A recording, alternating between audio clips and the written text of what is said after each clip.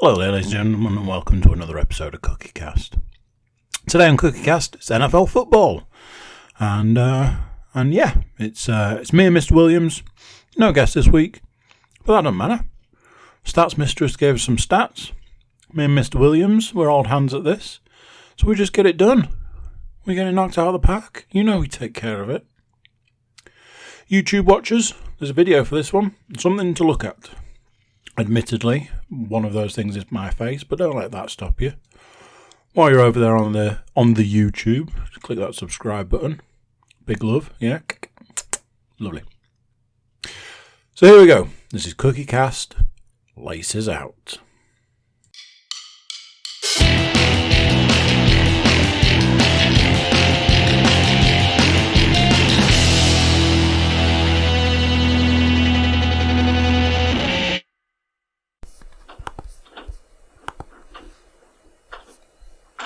And just like that, they were off. Started with a bang, or a whimper, one of the two. Here we are, CookieCast, NFL-based, related, and all of that podcast. I keep moving the freaking camera, and the lovely people won't be able to see my lovely face. I don't want to deprive them of that. I am here. My glamorous co-host, Mr. Paul Williams, is here. How are you, sir? Hola. Miss Yeah, man. Fine. I mean, wintry evening? Right, it felt... Autumnal, I believe, is the exact phrase that would be used. Still a few short weeks away from official winterness, aren't we? So. I suppose, yeah. A few short weeks away from the end of the season. It's probably more than a few, but you know, once 6. Yeah, once we pass the halfway mark, I'm just counting down the days till it'll soon be over. 7 weeks of the regular season left.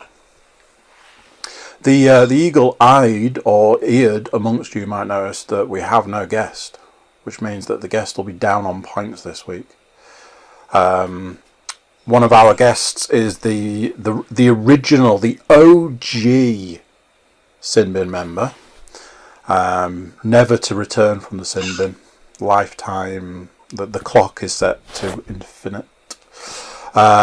And the other one should have been last week's guest, who I'm guessing couldn't face looking at our beautiful faces for another week running. So just me and thee. Couldn't hack it 2 weeks in a row. The stats mistress did give the old backhand of, no guest and I don't even get a cursory invite. It's like, pretty sure you're going to the supermarket. Well, yeah, but you know. Still didn't get an invite, did I?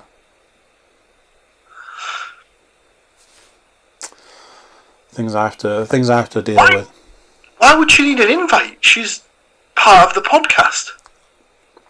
I feel she may have been facetious. Ah. Oh, do you know what I haven't done? I haven't sent you any lovely, juicy stats. Let's talk about last week, whilst I, off-camera, rectify the lack of stats. Well, so, as seems to be the case, these short days, 14 games to pick from. 14. So we had, as we've just discussed, we had a guest on last week. Mr. Rob Rafton. He gave us his overall season picks of a Chiefs-Packers Super Bowl matchup. He did. He picked the Chiefs to win. He even went a little bit further than any of our other guests to give us a final score. He did. Loves the final score. And he went with Patrick Mahomes to be the MVP. I think at this particular point, the person whose Super Bowl is looking the weakest of all of the picks. Oh, it's absolutely mine. It definitely isn't. it's definitely me, and technically Leanne, as we both picked the exact same Super Bowl. Aye. So we've gone Saints Ravens, and if the Ravens get there, I'll give you the money myself. As we often like to say, they are absolutely not the team they were last season. I said this to someone, I can't remember who it was I said it to, but I think the loss to the Titans in the playoffs last season is still on his head, is still in his mind. So I don't think he's ever fully got over that. And I think he's still trying to sort of get back to the point he was at, where he needs to sort of get over it. And I don't really know what to say. Really, like he needs to. You see it all the time with quarterbacks, don't you? They get these weird things in their head. Like a number of quarterbacks that go to the Super Bowl and walk away not, they're never the same. Could always talk about my favourite. I've literally just seen a video of him, and it makes me instantly angry. It's like, here's an idea: spend less time doing stupid videos on the internet and more time throwing the freaking football, and then maybe you won't be such a complete and utter joke. Points if you can guess who I'm talking about. Stop wearing stupid hats as well, you muppet. Who do you reckon hates the person more? Do you reckon you hate Cam Newton more than I hate Joe Flacco? You've had a long standing. Yours has been like a steady stream of hatred for Joe Flacco, whereas, as I say every time we have this conversation, I own a Cam Newton jersey. So, I didn't hate him. I didn't always hate him.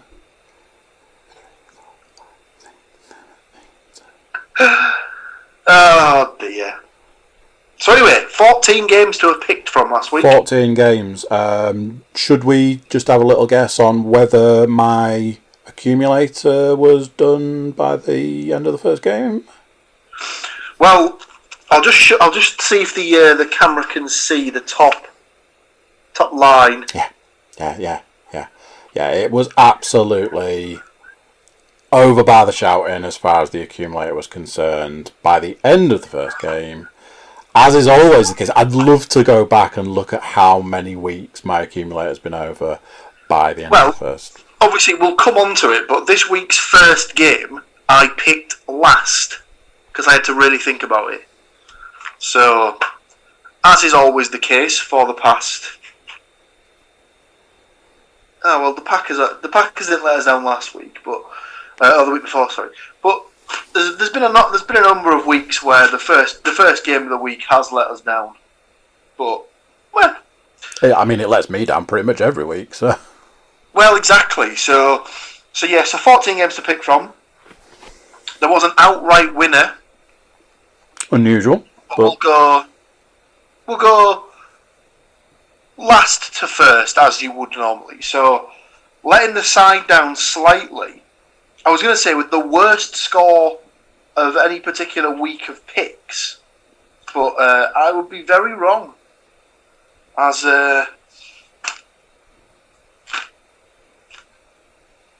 technically, it's a tie. So, in week 8, I believe it was Matt Moore had 6 out of 14 picks correct. So Rob ties with Matt Moore for 6 out of 14 picks. I believe that is the lowest performance of any of the predictors.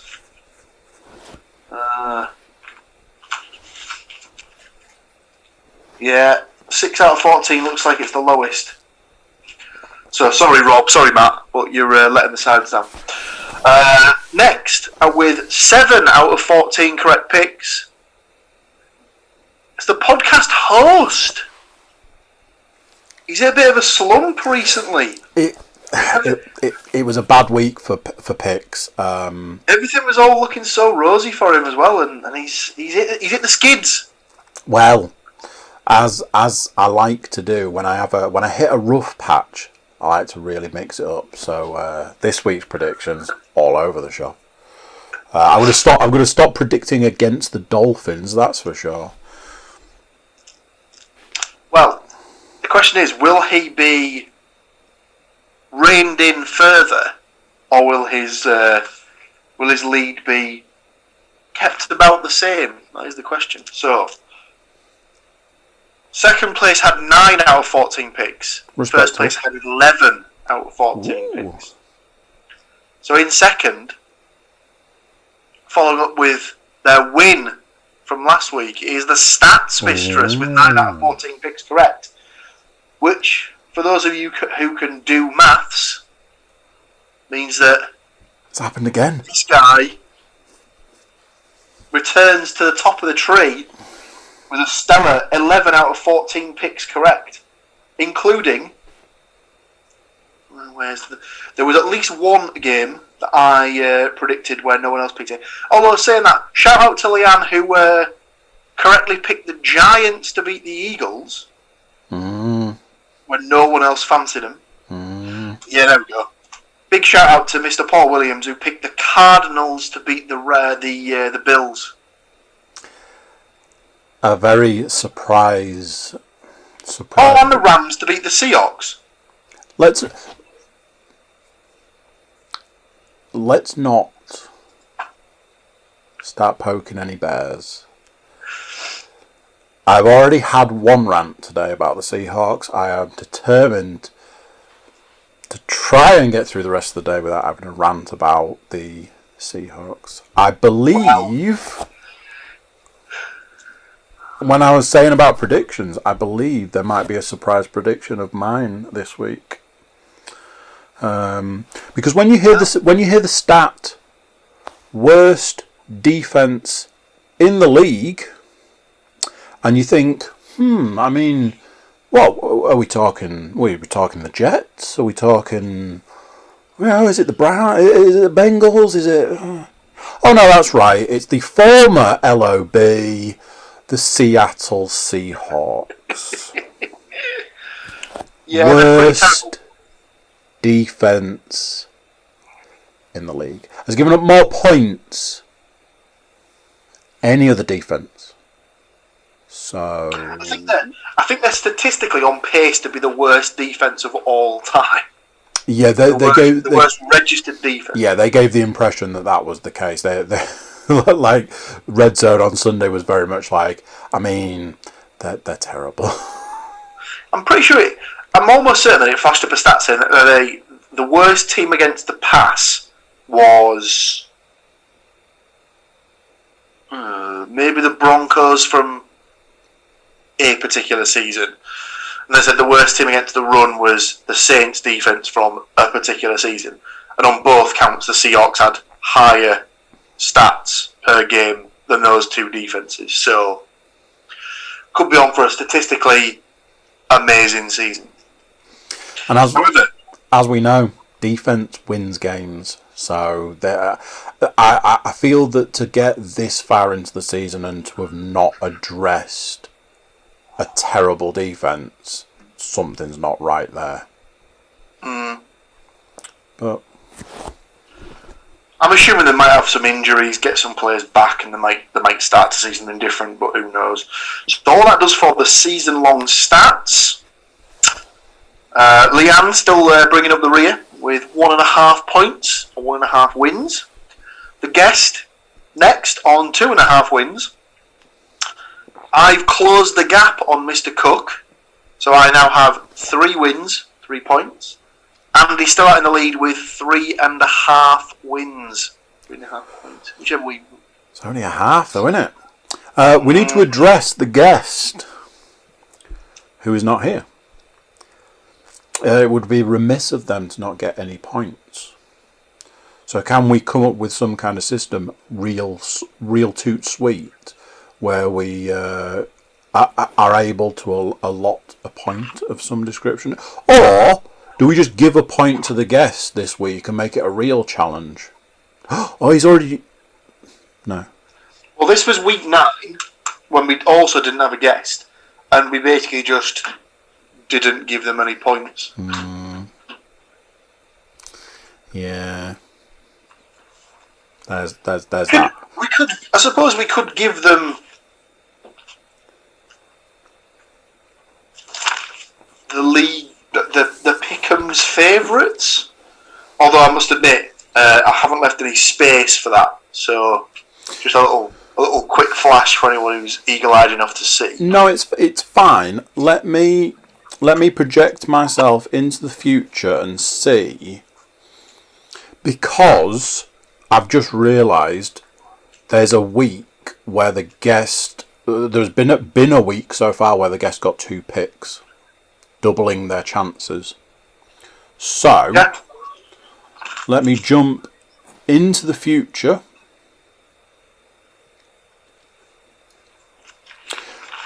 Oh well, next week's picks are going to be interesting, aren't they? Me versus you?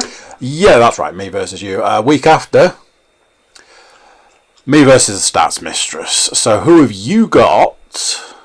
Well, I think we know who you've got next week. James. JFG. Interesting. And then either me or you has got. No, hang on. So I've got you next week, and Leanne the week after, and that's us done. And you've got me next week, surprisingly, and JFG the week after, and that's us done.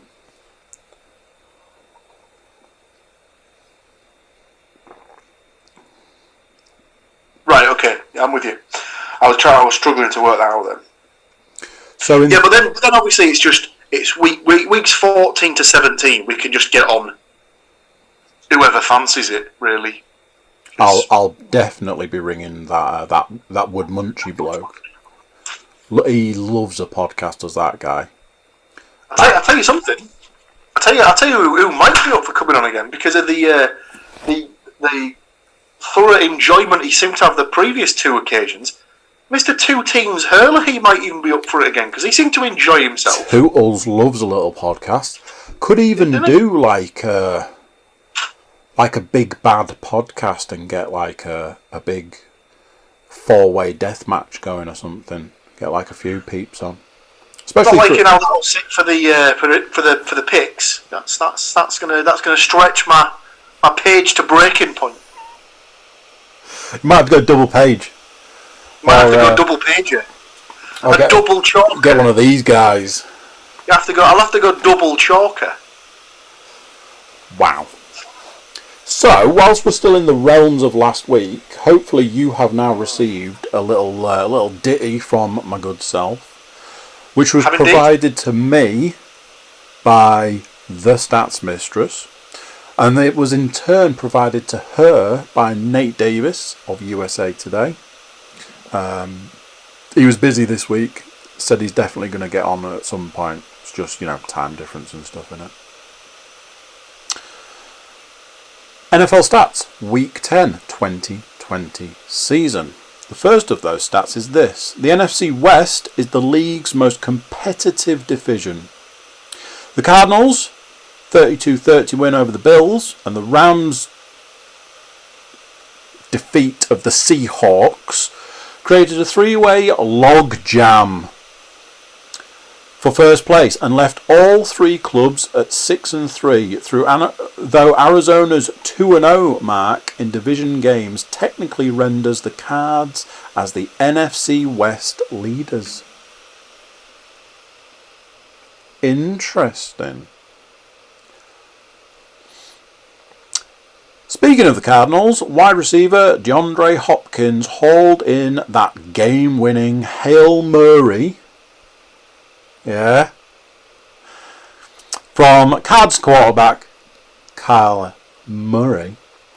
Play of the year? ? It was an absolute stonker. I think they've said at 5'9", there is literally no way Kyler Murray could see what he was throwing to, and it was an absolute Hail Mary. Number 3. The continued excellence of Murray, sublime consistency of Chiefs quarterback Patrick Mahomes, Steelers quarterback Ben Roethlisberger's perfect team and recent skid by the Seahawks quarterback Russell Wilson has rendered the MVP race wide open.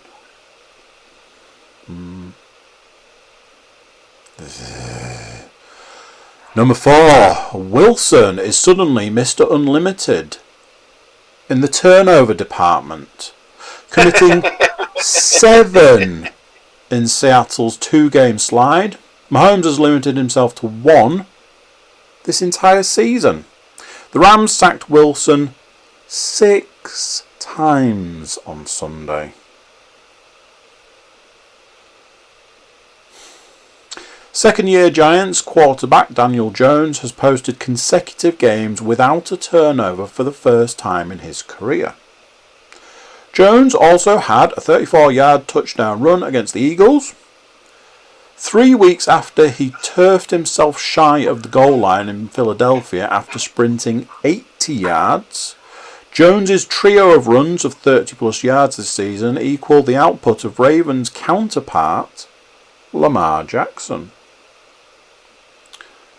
And I think my final one...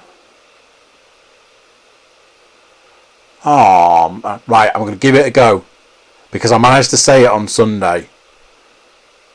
I'm going to give it a go. Ready? Monday will mark 1 year since Dolphins quarterback Tua Tagovailoa.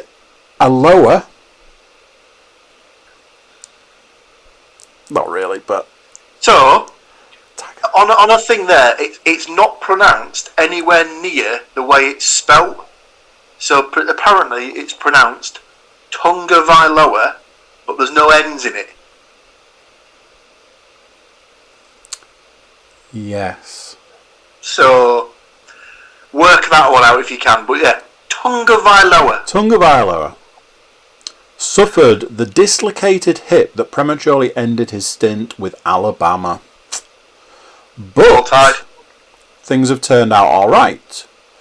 Tagovailoa improving his record to 3-0 since taking over as Miami's starter by beating the Chargers and fellow 2020 first round pick Justin Herbert. That is my section of the week 10 stats. Mr. Williams, it's over to you. Well, Andrew, funny you should mention that because Panthers QB. No, hang on. Oh, hang on. The Packers. We'll come to the Panthers later on. The Packers, who struggled to beat the woeful Jaguars 24-20, failed to score on their opening drive for the first time this season. Of all the teams in the NFL, Washington remains the only one that hasn't scored on any of its opening drives in 2020. The Buccaneers erupted for a season-high 46 points, just a week after being whooped by the Saints.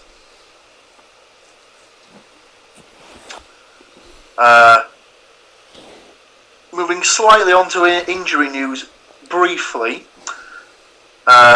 If Drew Brees has to miss time following his rib injury, it's fortunate that New Orleans' next 4 games are against teams, the Eagles, Broncos, and 2 games against the Falcons, that each currently have just 3 wins.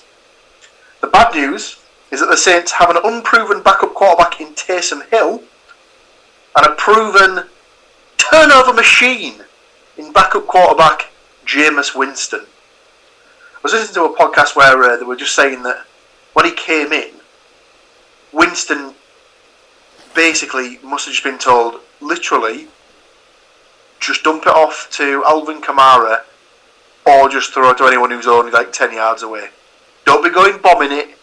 Don't be trying to force it into double coverage. Just throw it in there, nice and easy. Yes. Don't go 30 and 30. And he was like, you shitter. Yeah, I've got you. And he's just going like this, straight in there, straight out there. And he's like, so what I'm hearing is 30 yarders, nothing but 30 yarders. Let's do this. Oh, funny. We continue. Browns running back Nick Chubb played for the first time in 6 weeks after recovering from a knee injury, and what a difference he makes. He scored Cleveland's only touchdown and racked up 126 of the team's 231 rushing yards in a 10-7 squeaker over the Texans. The Browns averaged 109 yards fewer on the ground in the games that Chubb missed and didn't have a single rushing touchdown, which is mental when you consider they still had Kareem Hunt. Because Kareem Hunt is a beast. Indeedy. Pittsburgh is a league high and franchise best 9-0. Assuming they can take care of Jacksonville in week 11, the Steelers will be 10-0 heading into their Thanksgiving rematch with the Ravens. The Steelers also now have a sack in 66 consecutive matches, drawing them within 3 of matching the Buccaneers' all-time record, which obviously is 69.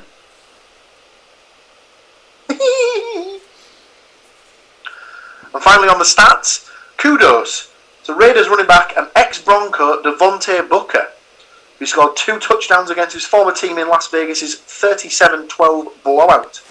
Booker scored 2 TDs between 2017 and 2019 whilst with Denver. So he managed to equal his entire times total of 2 years or 3 seasons in 1 game. Just a massive one of them to the Broncos. Absolutely is. Broncos backline. Would you like me to give you some injury news? You can either give us your injuries or I can give you mine. Why don't you? I'll carry on with the injury news and we'll come back to you then. Go on. So, Panthers QB Teddy Bridgewater exited the game in the 4th quarter with a knee injury. He'll undergo an MRI within the next few days. Could possibly have it today, well, I don't really know. Initial word on his knee is that it's not serious and he could return as soon as next week. Apparently what they were saying on that was that it wasn't his knee that he absolutely imploded when he was at the Vikings. So that's good. Hopefully it won't be anything other than just maybe a bit of bruising or just a bit of inflammation. Lions wide receiver Danny Amendola suffered a hip injury against Washington. Quarterback Matthew Stafford said after the game that he will need to get x-rays on his thumb. That's Matthew Stafford, not Danny Amendola. Cardinals tight end Darrell Daniels suffered an ankle injury against the Bills. And finally, Ravens tight end Nick Boyle was carried off the field with a knee injury in the 3rd quarter, and coach John Harbaugh has confirmed he will miss the remainder of the season. So they're a bit struggling a bit, the Ravens, with a few injuries at the moment. They're a bit banged up. Yeah, I mean, you know, they're not the only team. There are like teams that are quite notably suffering through injury, and then you've got teams that are that stacked that even if they are suffering through injury, they rarely show it. You know, we were very much aware that the 49ers were struggling with injury because it took out, you know, X number of people. The Broncos, teams like that. Speaking of the injuries, Rams kicker Kai Forbath exited Sunday's game early with an ankle injury. Not what you want, being a kicker. Already mentioned, but it is in the New Orleans Saints quarterback Drew Brees suffered a ribs injury and did not return against the 49ers. Apparently there's been a picture of him on not quite a respirator, but like a breathing apparatus of some description. Like a nebulizer type thing. Buffalo Bills wide receiver John Brown, ankle, exited early. Jacksonville Jaguars running back Chris Thompson injured his back against the Packers. I feel you there, bro. I've got the old the back injury going, so I won't be playing Sunday either. Do you know something? I had this really weird thing. Last week, we absolutely rattled through everything, got it all done, tied it up, put to bed, real nice. And I walked away from the podcast, was like, had no conversation about how everybody was getting on in the fantasy. Like, literally no conversation. So, as far as the fantasy is concerned, Mr. Williams, did you have a win last week? No, Andrew, what happened was my team finally started to play for the first time this season, and unfortunately they ran into what can only be described as an unstoppable juggernaut that is Mr. Rob Rafton's team at the moment. If it's any consolation to you, in the mini league, I beat Mr. Rafton by 1 point. The 1 point victories or losses are always they're a bit sketchy, aren't they? Oh yeah. A quick recalculation will soon put those to bed. That's exactly what I said. I said to Rob Monday morning, I was like, these are the ones where I dread a recalculation, because you can guarantee they're taking that point off you. I did not have a win. I went up against another unstoppable juggernaut in Mr. Phil Walls' team. He had some big point players. Just one of those. What I hate is when you've got a player on your team in one fantasy league versus that player in your other fantasy league, and I had exactly that. Nick Chubb, Alan Thielen, and Diggs. I mean, you just can't come up against that. What I hate more than the playing for your team but against the team in a different league, I hate it when you're playing against the same player in both leagues, which I got bitten by this week with the kicker. Because both teams in both leagues had Ryan Suckup, who got 18 points. And I'm pretty sure I had him in one league the week before, and he'd scored 1 point. Or 3 points, or whatever it was that he scored. So I was incredibly unhappy that I got shafted by Ryan Suckup. So he can suck off, basically. Let me just double check before I say it. Oh, that's right. When you've got Kylie Fairburn. Yeah. 0. I actually thought he was going to go to minus points this week because he missed. I did the thing that every fantasy player absolutely loves. I monkeyed around my team so much, and I got it right down. I was like, these are the guys that are going to do the best. I'm not expecting to get a win out of it, but these are the guys that are going to do the best. I had 2 running backs to pick from. I made the decision, and obviously left all the points sitting on the bench. Thank you, Rex Burkhead. You absolute shithouse. So, at least this week we did cover the fantasy. We've got... So it must be me playing Mr. Afton this week and you playing the sin bin. Obviously we'll both have dominating victories this week. Well, me and Tim will be in the what affectionately gets known as the dross off, because it's I'm now holding up the rest of the league because I've managed to hit rock bottom. Where did it all go wrong? Well, in fact, I know exactly where it went all wrong. It went all wrong the second that I entered the draft room. So. For me, it went all wrong when every single decent player was like, "Oh, is that an injury coming straight at me?" Wonderful stuff. I'll take that injury. Thank you very much. Hey, it's the name of the game. That's why we cover off the injuries each week, because there are many of them. But week 10, it's got its blanket, it's got its pillow, it's got its teddy bear, it's tucked up in bed, done. Week 11, it's coming over that hill.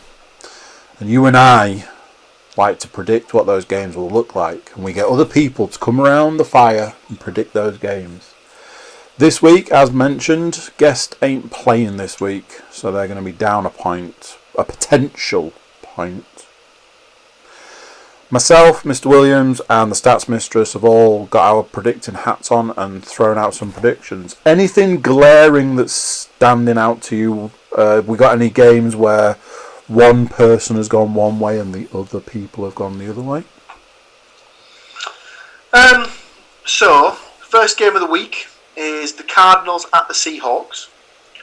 Now, both myself and your good self have picked the Cardinals to continue their good run, whereas Leanne has backed the Seahawks to win. Now, as I said earlier, this is the game that I put the most amount of thought into, because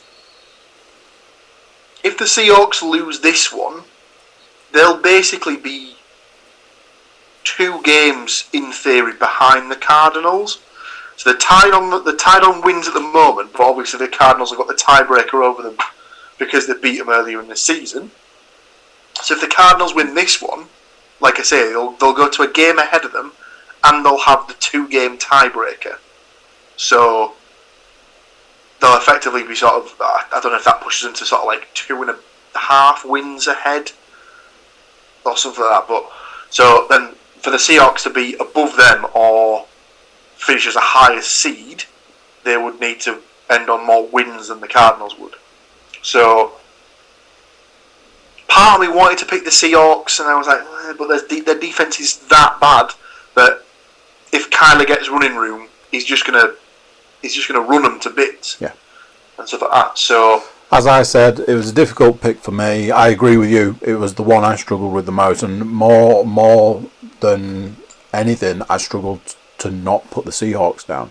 You know, for me, I wanted them to, you know, and that's what like I was saying. I've already had a rant today about the Seahawks because that was the conversation that I had with the stats mistress. It was me saying I'm not picking the Seahawks this week, and her saying that she was unsure, but that was the way she was going, and I was like, worst defense in the league. It feels like a team that they were so tight through those first 6 games of the season, you know, racking up the wins and stuff, all that, and it just feels like they've maybe fallen apart a little bit. So it was a difficult pick for me, but I have actually gone the other way. Is there anything else standing out? Little bit of differences in opinion on Bengals against the Washington football team. Again, both myself and yourself have gone for the Bengals to get a win. Leanne's picked Washington. Same in the Patriots-Texans game. Me and you have both picked the Texans. Leanne's picked the Patriots. Interestingly, we've all gone for the Chargers to beat the Jets. This is probably the other one that I had a little bit of a think about, because I was thinking, well, the Jets aren't going to get many better chances to win another game or to win a game this season. The Chargers should have enough to beat them, but obviously they're both incredibly unfortunate and seem to have a knack of throwing games away. So I don't know. I just wasn't too sure on this one, but yeah, you'd like to think that the Chargers will have just about enough to really sort of put this one to bed. Other than that, there's pretty much a consensus of opinion across the board. Titans, Ravens, we've all gone for the Ravens to win, even though they're a bit shaky at the moment. The Titans aren't much better, but I don't reckon that's as clean cut as we all think it's going to be. And then finally, there's a couple of us that have picked the Bucks, and one of us has gone with the Rams in the Monday night game. Again, could make an argument for either side winning that game, but who knows? Who indeed? That's the name of the game, isn't it? You predict to the best of your abilities and ride the wave through the weekend and into Monday, and see if you can walk away with a W, or in my case, £44. Tell you something, the money that I could win has gone down considerably each week. It's like, I think it was like hundreds and hundreds of pounds in the first few weeks, and now it's like, yeah, we'll give you 40 quid if you win. All right, cool, thanks for that. Well, do you just pick the team to win, or do you pick it on the handicap? I just go with who's going to win of the teams, which one's going to win it. should start doing the handicap because your odds will be slightly better. I won big money from the Masters, didn't I? So, not when you put 10p each way, you're probably not going to walk away with a lot of money. Tiger Woods to be in the top 10 and stuff like that. I saw it as 10, and I should have read it as to go 10 shots on a par 3. That's what I should have read it as. Oh, is it Tin Cup where it's I can't remember the guy's name, Kevin Costner, where he's just basically dropping balls and firing them and dropping balls and firing them and dropping balls and firing them. It very much had that sort of feel to it, but yep, can't beat it. It got there in the end, and it's nice to see that professionals can also card a 10 at some point in the on the golf course. So. Yeah. Indeedy doody. Did you notice, actually, speaking of the golf, did you notice at one point that Scott Hansen covered it on Red Zone? He was like, he did. If anyone's wondering, golf, don't turn over to the golf. Golf's basically done. It's sewn up. He's basically just playing with the sand. He's building a castle. He's having some tea. Yeah. He's got his own in the bag. Just keep it here. Yeah, he's like, don't change. If you're worried about the golf, just leave it here because it's basically done and dusted. Like, cool. I also noticed that Romo didn't have a game this week because I think Jim Nantz, who's his commentary partner, does the golf for CBS. So Romo didn't have a game to comment on this week because I was flicking through trying to find him and he wasn't there. Shame. Do you have any other business, sir? Andrew, I have no further business. I don't have any other business. So there we go. Week 10 is in the rearview mirror. Week 11 is coming around the corner. Good luck to you, sir, for your impending games. Thank you. Same to you, sir. Good luck to everybody listening and or watching. Yeah, absolutely. In your individual games. Let us know how you're getting on in your fantasy leagues. Right, thank you very much for that, and I will let you go. Thank you. Au revoir, folks. So there we go. What do you think to that? Proof that we don't always need a guest, and that we can do it. It's there, right there. Proof. YouTube watchers, do subscribe. It's a big help to the channel, and ultimately it's a big help to you because it means we can bring you more fantastic content. Everybody jump over to thecookiecast.com, check us out over there. You can drop us a line, let us know how you're getting on in your fantasy league, or just say hi. We like a hi. So that's it for this one. Until next time, I'm going to say bye, and I'll see you then. Bye.